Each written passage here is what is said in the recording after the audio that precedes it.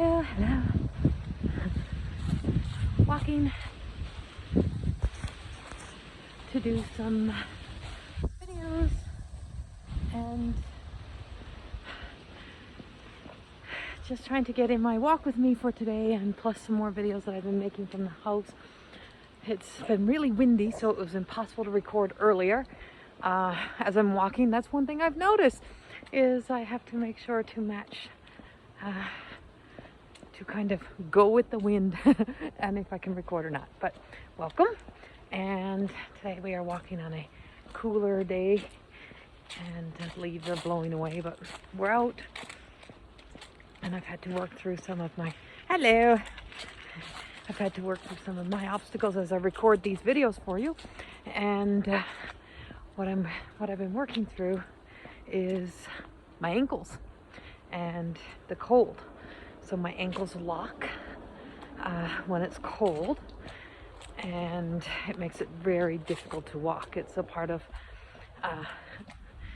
my neurological thing. It's one of the things that seizes up on me is my ankles.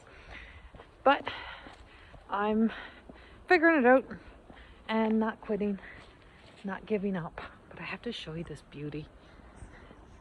Look at this. So the leaves are now all gone, like almost all gone, and it's still beautiful. Like, there's just such amazing trails to walk here in Sylvan Lake, is what I've recognized. So I love it.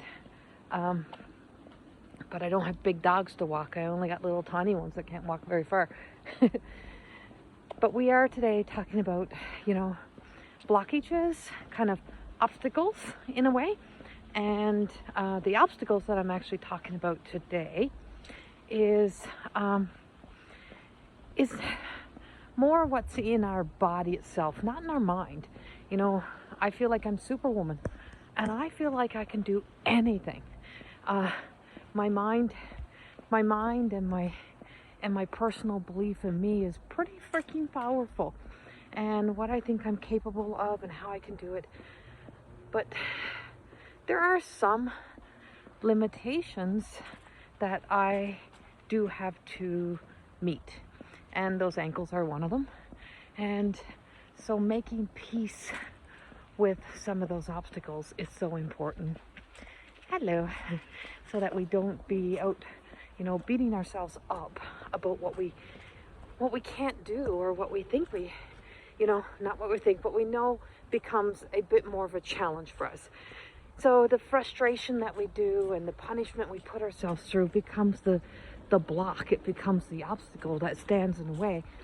Because once we let ourselves be controlled by what we know to be real, or what we know to be true for us, then an old pattern may return. And you may start thinking about the old times when you could run, and the old times when you could do whatever you wanted, or the old times when everything was possible. And then you start noticing that, then you start bring that into your todays, and why can I not? And why is that not possible? And why am I struggling with that? And why is this happening for me? And every time, I don't know which way I want to go. And for me, first of all, I give myself a little reality check that I have I don't know where to go here. I get so lost. I have a body that has been on Earth for 50 years.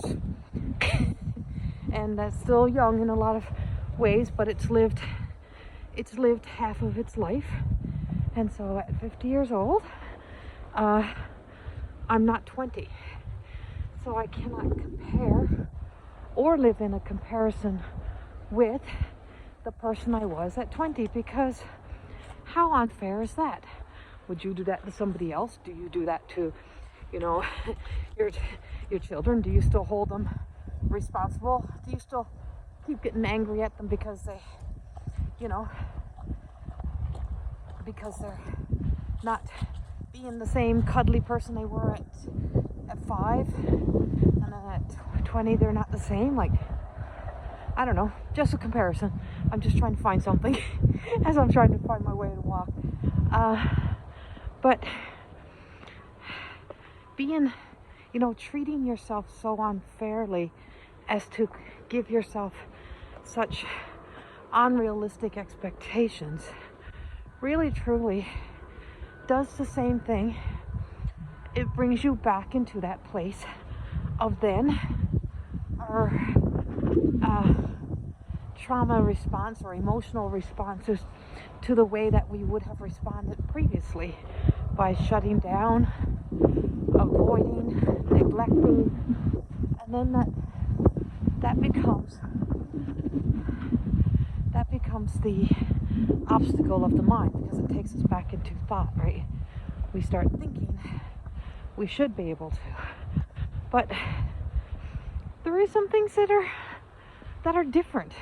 So I don't really call it my limitations anymore. I live in a different body than I did several years ago. My first kind of diagnosis started at 32, but I was probably much younger when it started, but nobody knew. So looking back to our lives, I could never run because they said I had two knees that were out of line.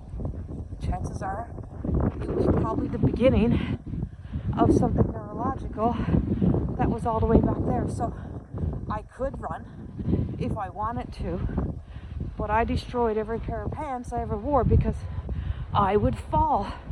But I'd get excited and I wanted to be like the other kids, so I would run. I would rip the knees out of my pants.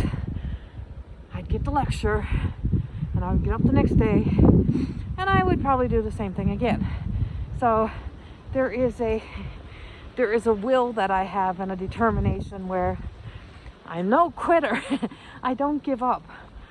But at this age, I also know the power of preservation and preserving. Oh, I don't know what that bird was. Where is it? Of preserving my body and who I am. I have a very different bird and I can't find it. Preserving my body to really, truly, with hope and faith that I live to be 100, that I can sustain and maintain a health that is based on where I am now, instead of living in those stupid past stories and getting myself stuck into the fact that at one time I was 20, and one time I also didn't have these wrinkles, and one time I didn't have this gray hair at one time. So the once upon a time stories are never going to lead you to your dream life. They're going to lead you to despair. They're going to limit you. They become the block and the obstacles that then stand in the way. But there's more to the story, and there is a new, happy ever after. There's a new there's those pivotal moments where you decide, I'm going to be the hero of my story, and sometimes the hero needs to just move a little bit slower. It needs to take a little more time. It needs to dress a little bit warmer. I mean, I never wore a winter coat when I was a kid young either, because I was too cool. And I was resilient. And this is about truly finding your way into who and what you are becoming at this stage of the game. And so at this stage of the game, I wearing some thicker socks, seeking and searching some walking boots that go higher around the ankle. So I can say, I used to wear high-cut runners when I was a kid, and so I'm cool. It's still going to be kind of cool because now I can wear high-cut runners in a winter form to keep my ankles warm, right? So, but I contemplated, resting and not going anywhere again because my ankles locked earlier. And then I thought, no, you fool, nicely talking to myself, put something warmer around your ankles and go out and do your walk and do your talk. And by talking, you're not even going to notice your ankles so much. If you stay focused on something else, you won't notice the ankles. your ankles will be warmer. And if they lock, stop, rest. Just look up at the trees. Do something different. And when they unlock, walk again. But don't once get into the old stories of what once was. Because what once was, no matter where or how it's in your life, is the past. And the past is not your today. When you look at it, besides, if you're going to look at the past, look at your greatness, look at your nuggets, look at your innate strength, your courage, what you know you have within to do the things that seem it's like 9 degrees and a butterfly just flew past me. And we go right back to that, find a way. But also more important than all of that is be kind. Be kind to yourself. Be gentle with yourself. If I use humor for myself now, it's not to mask pain. It's not to disguise or to hide. It is I can laugh at myself without using it as a protection or a device. But the kindness is in recognizing that, you know, those limitations may be there, but it's not because you're lazy or you're a loser or that you're just not willing to try. Is that there is some real truth to it. That it's really affecting you. It's really a bother.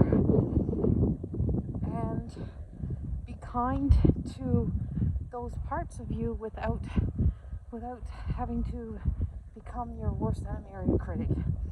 So the gentleness, the kindness that you provide to yourself, that you give to yourself, then helps to also inspire you to find the essence, the love and the power and the acknowledgement for who you are today, for what you have done, for where you have been.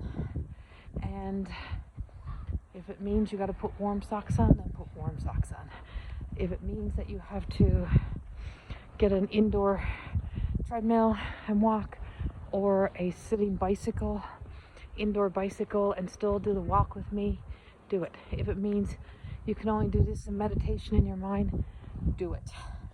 Because no matter what you're doing, if you're doing something that is loving, supporting, and kind, and nurturing to you, you're on the right path of doing the right things.